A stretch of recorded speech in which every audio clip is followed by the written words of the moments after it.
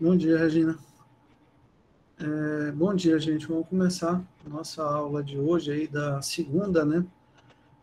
Meu planejamento hoje era passar com vocês a parte dos modelos dos reatores ideais, tá? E isso inclui duas aulas, tá? Isso inclui a aula 6 e a aula 7, conforme está disponibilizado no CIGA de vocês. Deixa eu mostrar aqui no CIGA como é que está a nossa distribuição de conteúdo. A gente começou o conteúdo aqui dos reatores ideais, né? Vimos uma parte de introdução aos reatores industriais, e aí chegamos no desenvolvimento das equações para os reatores ideais. Primeiro, para o reator batelado, e aqui a gente tem exemplos relacionados com esse desenvolvimento para o reator batelado, e depois para os reatores contínuos, e aqui também temos um desenvolvimento específico para o reator tubular operando a reação gasosa, e os exemplos para reatores tubulares e para reatores continuamente agitados, né? Esse aí é o nosso conteúdo de reatores ideais para essa primeira unidade da disciplina. A gente vai, então, né, por conta aí do SAEC, o que é que eu vou fazer? Como a nossa atividade assíncrona, que já está disponibilizada lá no Google Classroom, ela diz respeito a reator do tipo batelada apenas, eu vou focar nesse encontro nos reatores batelada, tá? A entrega dessa atividade ela já estava programada para a próxima segunda-feira, dia 9/5, né? Então vocês têm aí até o dia, até a próxima aula, até a próxima segunda, meio-dia, para entregar essa atividade. E a gente volta a conversar dos reatores continuamente agitados e tubulares na aula de segunda. Hoje a gente foca aqui no desenvolvimento das equações para os reatores do tipo batelada. Já que eu já apresentei a atividade assíncrona, deixe-me logo falar sobre ela. A nossa atividade ela é um tratamento de um reator batelado. A gente vai ver esse equacionamento todo na aula de hoje, tá? Então não se desesperem caso não entenda o que está sendo desenvolvido. Mas a gente vai usar um reator batelada com taxa constante K de 0,2 mol por segundo centímetro cúbico menos 1. E a gente tem uma concentração inicial também conhecida, CA0 de 2 mol por centímetro cúbico, e aqui é pedido que vocês determinem a concentração do componente A e do componente B, ou seja, do reagente do produto após 5 segundos de reação, e que vocês plotem um gráfico dessas concentrações como função do tempo. Eu estou aqui, né, como é que eu posso dizer, incentivando, vamos chamar assim, o uso do software MATLAB na resolução, mas caso vocês tenham familiaridade com algum outro software de resolução numérica, vocês podem usar para resolver a atividade sem maiores problemas, tá? Aqui tem a descrição do que vocês precisam me enviar, tá? Eu solicito o script de desenvolvimento, seja do MATLAB ou o formato de resolução outro que porventura vocês adotem. A parte de desenvolvimento das equações que vocês precisam fazer, vocês podem me mandar tanto digitado quanto escrito à mão, junto com esse formulário de resposta. E a letra A, vocês vão me enviar os valores numéricos dessas concentrações, e a letra B, os gráficos traçados com sua respectiva análise de comportamento. Então, essa é a nossa terceira atividade assíncrona. Ela é muito parecida com essa atividade aqui, ó, com esse exemplo aqui, deixa eu ver. Com esse exemplo aqui, ó. É muito parecida com esse exemplo que vocês estão vendo aqui. Então, dando uma olhada nesse exemplo, vocês vão ver basicamente a forma de resolver esse problema é muito similar o que está sendo solicitado na atividade, o que está sendo resolvido nesse exemplo em específico, tá bom? Resolvida a atividade assíncrona, vamos para a aula efetivamente. Como eu falei, essa aula ela é voltada aí ao desenvolvimento das equações para os reatores batelada, né, para que a gente tenha a plena compreensão dos princípios básicos adotados no desenvolvimento dessas equações e nas características do uso dessas equações, tá? Para o reator batelado, o que é que a gente vai ter de considerações? Primeiro, que os reagentes eles vão ser carregados em um tanque, onde eles vão ser bem misturados, e a reação vai ser conduzida no interior desse tanque durante um determinado intervalo de tempo. A operação nesse tanque ela vai ser não estacionária. Dessa forma, a gente vai ter a composição, né, variando como uma função do tempo. Então, logicamente, na nossa equação, a gente vai ter alguma representação de variação de concentração com o tempo para os componentes aqui envolvidos, sejam eles reagentes ou produtos. Mas um detalhe muito importante aqui nesse momento é que a gente está considerando que a qualquer intervalo de tempo, em qualquer ponto desse reator que eu tomar uma alíquota, seja esse pontinho aqui no começo do reator, ou esse ponto aqui na saída do meu reator, lá no finalzinho dele, todos esses pontos possuem exatamente a mesma composição e a mesma temperatura, tá? Então essa é uma consideração muito forte, que é a primeira hipótese, na realidade, que a gente está adotando, que é a hipótese de agitação perfeita. A agitação perfeita vai garantir essa uniformidade de composição e temperatura no interior de todo o nosso reator. E a nossa segunda hipótese é que a concentração das espécies vai ser a mesma em todos os pontos do reator e a temperatura vai ser a mesma em todos os pontos do reator. Com isso, uma mistura que possui concentração inicial CA0 e conversão inicial 0, ao adentrar nesse reator, ela vai reagir e vai deixar o reator com a concentração de saída CAF e uma conversão de saída XAF, tendo assim uma taxa do tipo menos RAF. Essa é a taxa de reação desse nosso vaso. A gente pode escrever para esse reator batelada uma equação do balanço de massa, e essa equação a gente vai escrever para um componente genérico A, e essa equação escrita para o componente genérico A é importante salientar que ela normalmente ela é escrita e apresentada para um componente que é o nosso reagente limitante, tá? É uma característica desse tipo de tratamento que as equações sejam escritas com base molar no reagente limitante. Então, assumindo que esse A seja o nosso reagente limitante, que é o reagente presente com menor quantidade no sistema, que vai se esgotar pela estequiometria da reação primeiro, e assumindo que nenhum fluido vá ser adicionado ou retirado ao longo do tempo de reação, a gente pode escrever pela equação geral do balanço de massa, que é o que entra igual que sai, mais o consumo mais o acúmulo, que a gente não vai ter entrada nem saídas. Dessa forma, o consumo vai ser igual a menos o acúmulo. O consumo do componente A pela reação, né, ele vai ser dado pelo menos, né, da taxa ali do componente A vezes o volume reacional, que é o volume que efetivamente reage no nosso sistema. Então, a gente tem esse termo de consumo aqui de forma muito simples. E nos falta o termo de acúmulo, né? O termo de acúmulo ele vai ser uma variação do número de mols do componente A em relação ao tempo. A variação em número de mols ela não é lá tão útil para aplicações, principalmente quando a gente considera aplicações industriais. Então aqui a gente vai fazer a primeira transformação nessa equação, a gente vai considerar que o número de mols do componente A ao final da reação é igual ao número de mols inicial do componente A, que multiplica 1 menos a conversão do componente A, onde essa conversão ela é determinada como sendo 1 menos a concentração de A dividido pela concentração inicial. Então, a gente tem na conversão, né, uma relação aí entre as concentrações na saída e na entrada do reator. Essa equação, é importante salientar, ela vai ser válida toda vez que o nosso sistema possuir densidade constante, tá? Essa densidade constante, ela é uma característica comum a reações conduzidas em fase líquida, mas para a grande maioria das aplicações e reações em fase gasosa, é muito normal que a gente tenha uma variabilidade de densidade com o andamento da reação, porque normalmente essas reações são reações de decomposição com variabilidade do número de mols entre produtos e reagentes, o que pode acarretar em um efeito de diluição ou concentração do nosso sistema. A gente vai ver como é que a gente vai acompanhar esses casos aqui, nos casos onde a densidade do nosso sistema não for constante, tá?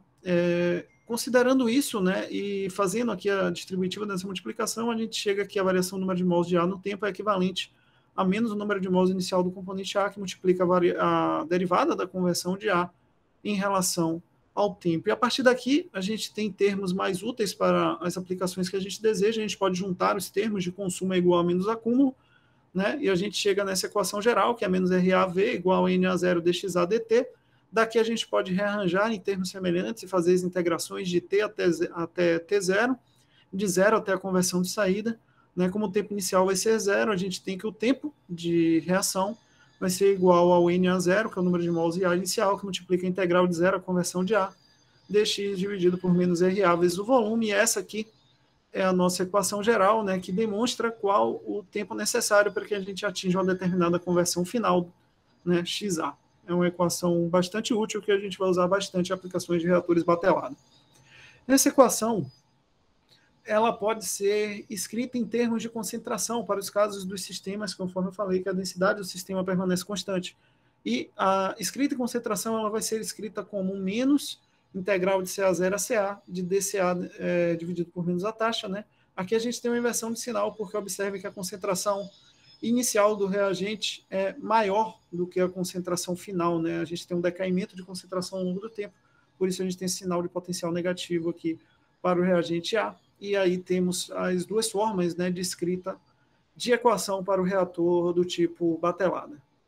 Dentro desse conceito, né, aqui está tudo muito tranquilo, porque estamos considerando sistemas ainda com densidade constante, mas a gente pode precisar de alguns sistemas onde a densidade seja variável, né? Ou seja, onde o volume da nossa mistura reacional sofra variações e essas variações apresentem proporcionalidade com a conversão do nosso sistema. Isso pode ocorrer tanto em reações em fase líquida como em reações em fase gasosa, só que é muito mais normal de acontecer, é muito mais comum da gente verificar esse efeito em reações em fase gasosa, tá? Para resolver esse tipo de situação, a gente vai usar uma espécie de correlação de estado, que aqui ela aparece de forma simplificada para a gente, essa não é a forma completa dessa equação. Deixa eu mostrar para vocês aqui rapidamente a forma completa dela. Essa equação ela é um pouco mais extensa do que aparece aí, tá? E isso é por conta, claro, das simplificações que precisam ser adotadas para o desenvolvimento desses termos em específico, tá? Essa equação ela é dependente também da temperatura, da pressão e do fator acêntrico dos nossos componentes, tá? Eu tô com o tablet descarregado. Deixa eu botar ele para carregar aqui rapidinho, daqui a pouco eu volto nesse desenvolvimento da equação. Mas aqui, como eu falei, ela está simplificada, tá? A gente está considerando que a gente está em um sistema isotérmico, em um sistema isobárico, em um sistema com consideração de gás ideal. Com isso, a temperatura inicial é igual à temperatura final, a pressão inicial é igual à pressão final, e o fator acêntrico do componente no início e no final do processo é igual. Com isso, todos esses termos vão ser igual à unidade, e o volume vai ficar igual ao volume inicial, que multiplica 1 mais εA xa. Essa correlação linear aqui entre volume e conversão é o tipo de equação que a gente vai usar para esse desenvolvimento.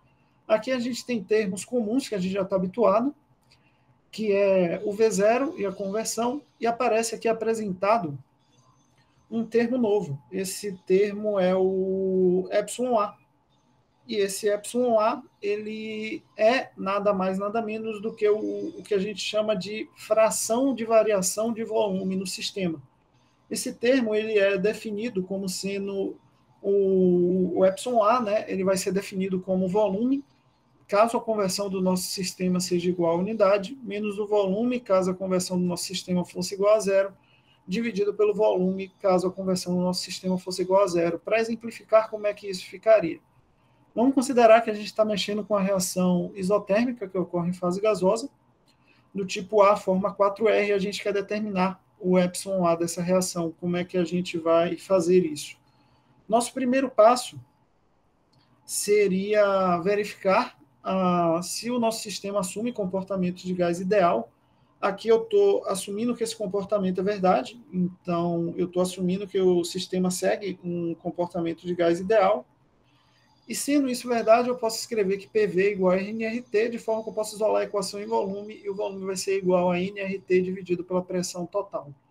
Olhando para essa equação, automaticamente a gente percebe que a constante dos gases ideais é a mesma no início e no final do processo, o nosso sistema é isotérmico, então a temperatura é a mesma no início e no final do processo, e a gente está desconsiderando efeitos de queda de pressão, e isso a gente vai fazer durante toda a nossa disciplina, de forma que a pressão inicial e a final vai ser também constante. E com isso a gente pode simplificar e assumir que os volumes apresentam proporcionalidades diretas com os números de mols dos componentes envolvidos, né? Então, dessa forma, o volume que aparece aqui na equação, né, em casos de equações onde a gente tem sistemas isotérmicos isobáricos que seguem comportamento de gás ideal, a gente pode substituir diretamente por uma equivalência aqui com o coeficiente estequiométrico do componente da reação. Dessa forma, né, o volume que eu teria caso a conversão fosse igual à unidade, qual seria esse volume?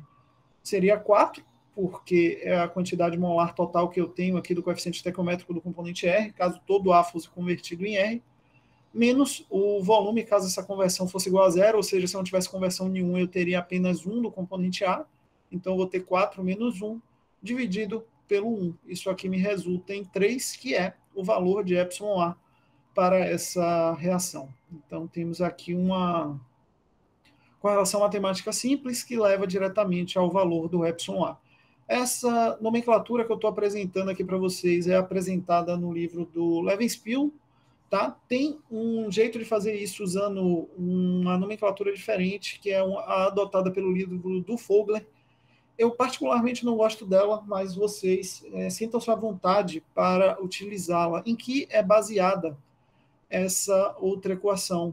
Vocês vão multiplicar diretamente pela fração daquilo que efetivamente reage, tá? Vocês têm que ter em mente sempre esse termo, fração daquilo que efetivamente reage. Para os casos onde a gente não tem presença de inerte, a possibilidade de confusão é praticamente nula.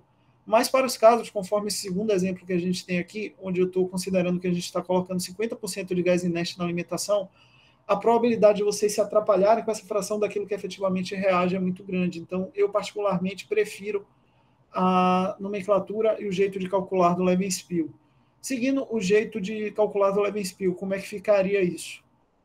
Eu estou adicionando 50% de inerte na alimentação, ou seja, antes eu tinha só A, agora eu vou ter A e vou ter inerte na mesma quantidade. Então, eu estou considerando que eu alimentei 1 mol de A e 1 mol de inerte. 1 mol de inerte que entrou, ele é inerte, ele vai sair exatamente com o mesmo 1 mol de inerte aqui na saída. E 1 mol de A que entrou, ele reage para produzir 4 mols de R. Então, essa é a nossa nova equação estequiométrica, né, onde eu tenho um de inerte entrando e um de inerte saindo. Dessa forma, qual seria o meu volume caso a conversão fosse igual à unidade, ou seja, caso todo A reagisse para formar R? Seria o 4 de R que eu tenho mais um de inerte, o que me daria 5, menos o que eu teria caso a conversão de A fosse zero, que é 1 de A e 1 de inerte, que é 2, dividido por esse mesmo 2, que é a conversão caso a gente não tivesse nada de conversão, né? Conversão de A caso seja igual a zero. Então, isso aqui vai ficar com 5 menos 2 dividido por 2, que é 3 dividido por 2, que dá 1,5. E é aqui que entra o fator de ponderação do livro do Fogler. Tá? O Fogler fala para vocês, multiplica pela fração daquilo que efetivamente reage. O que efetivamente está reagindo é 0,5, né, dos 50%, que é do componente A. Então, você ia pegar esse epsilon aqui de 3, multiplicar por 0,5 e encontrar 1,5. Então, seria assim que a gente resolveria e calcularia o nosso problema, a gente resolveria esse sistema. E com isso a gente consegue levar, né, em conta tanto os efeitos do εA quanto os efeitos da estequiometria da nossa reação e ainda considerar o efeito da presença de inerte no nosso sistema. É assim que a gente calcula os sistemas com variabilidade de expansão de volume ao longo da reação. Para esse tipo de problema, tá, a gente sempre vai precisar conhecer a variação da conversão com a temperatura e a variação da taxa também com a temperatura. Isso aqui, nesse momento, não é essencial, mas muito em breve a gente vai ter uma necessidade muito grande desse tipo de resolução, né, quando a gente entrar na segunda unidade da nossa disciplina, porque lá a temperatura do sistema é variável. Então, a gente vai precisar necessariamente entender os efeitos de variação da temperatura que vão aparecer aqui, tá? Dentro da nossa equação. Eu fiquei de mostrar a equação, acho que já dei uma carga aqui, já consigo mostrar para vocês.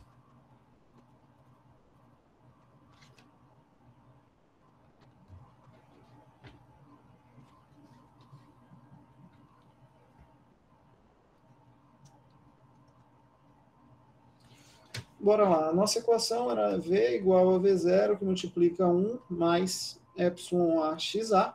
Essa era a nossa equação. Como eu disse, essa é a forma simplificada dela, tá? A gente tem aqui os termos de temperatura, os termos de pressão e os termos de fator assíntroco. O que a gente está considerando é sistemas com queda de pressão desconsiderável, então isso aqui, a pressão inicial e a final é equivalente, ele vai ser para a unidade, a gente está considerando o comportamento de gás ideal, então os fatores de compressibilidade também são equivalentes à unidade. Na segunda unidade, a gente vai considerar esses efeitos, então a gente vai ter uma variabilidade de temperatura, tá? Isso aqui vai variar na nossa unidade 2, esse termo vai entrar na equação, mas no momento a gente está considerando isotérmico, então ele vai ser igual à unidade. Com isso, a gente chega nessa expressão que o livro do Levenspiel apresenta para vocês de forma direta. Então, às vezes, vocês se atrapalham quando chega na unidade 2, porque vem uma equação completamente diferente, né? Que basicamente surgiu do nada. Mas essa equação ela não surgiu do nada. Ela é uma equação, é uma correlação de estado, muito similar às equações de estado semi-empíricas que a gente aprende em termodinâmica 2, que é uma correlação nada mais do que volume, temperatura e pressão para um componente. Dentro desse conceito, tá, o que é que a gente tem de equação relevante para essa nossa aula? A gente tem os números de mols dos componentes, né, escrito aí como uma função do número de mol inicial e da conversão. Para os sistemas com variação de densidade, a concentração ela pode ser escrita como número de mols final dividido pelo volume, lembrando que o número de mols inicial é esse, o nosso volume pode ser escrito por essa relação linear aí com relação à conversão, de forma que a gente pode simplificar esse termo em CA igual a CA0, que multiplica 1 menos XA dividido por 1 mais epsilon A XA. É um termo que vocês vão ver aparecer recorrentemente em problemas aqui na disciplina. Essa equação ela também aparece muitas vezes escrita nesse formato, onde a gente vai ver o termo CA sobre CA0. Esse termo ele tem uma nomenclatura específica. Alguns problemas vocês vão encontrar essa nomenclatura de forma recorrente, que é chamada de fração não convertida de reagente. Então, eu vou falar para vocês, a fração não convertida de reagente é de 30%. Então, você sabe que CA sobre CA0 vale 0,3. É uma correlação numérica de grande utilidade. E, por fim, chegamos nos termos de conversão. 1 menos CA sobre CA0 dividido por 1 mais epsilon A de CA, CA0, né? Uma relação aí a mais para a conversão, com a dependência aqui do fator epsilon A para os sistemas aí que temos densidade variável. Era basicamente isso de reatores batelada, tá? Não deixem de acompanhar aqui os dois exemplos que estão disponíveis, tá? Tem dois exemplos aqui relacionados na aula para reatores do tipo batelada. Aqui eu resolvi um problema da forma mais simples e mais direta possível com o auxílio do MATLAB, descrevendo só equações. E nesse segundo exemplo, eu utilizei de uma estrutura de programação um pouquinho mais elaborada no MATLAB, tá? Já com construção e elaboração de gráficos, de figuras ao longo do desenvolvimento do problema, já para ir apresentando para vocês formatos de resolução para esse tipo de problema em MATLAB, tá? E algumas práticas de programação aí um pouco mais adiantadas. Se vocês quiserem resolver sem estrutura de programação, não tem problema nenhum. Quero resolver com estrutura de programação, que eu quero treinar esse desenvolvimento também. Fiquem à vontade, tá?